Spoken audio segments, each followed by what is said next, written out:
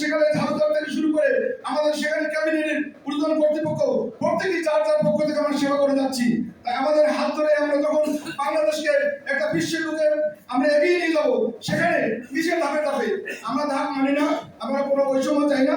আমি এর ভিতরে আমার যতগুলো আমাদের আজকে প্রেসিডেন্ট অনেকগুলি আলোচনা আমাদের যে কেন্দ্রীয় আমাদের লিডার করবেন এবং আমাদের সভাপতি মহোদয় সেক্রেটারি আমাদের এই বিষয়ে কথা বলবেন। তবে আমি সেখানে কয়েকটা দাবির কথা বলেছি যে এক ধাপে শতভাগ বাস্তবায়ন, কোনো কিস্তি বা ধাপ নয়। আগামী মাস থেকে নতুন পে স্কেলের 100% সুবিধা জন্য চালু করতে হবে এবং টাইম স্কেল সলিউশনের পুনর্ব্যবহার করতে হবে। কর্মচারীদের পদোন্নতি, আর্থিক সুরক্ষার ঐতিহাসিক এই দুটি অধিকার অবিলম্বে ফিরিয়ে দিতে হবে।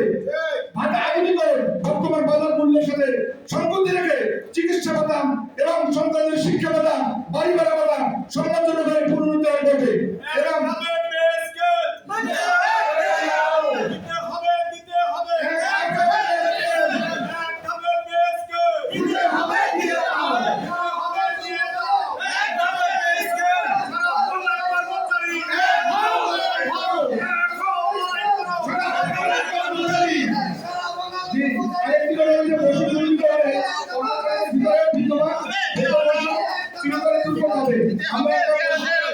আমরা একটা বৈষম্যমুক্ত বাংলাদেশ চাই।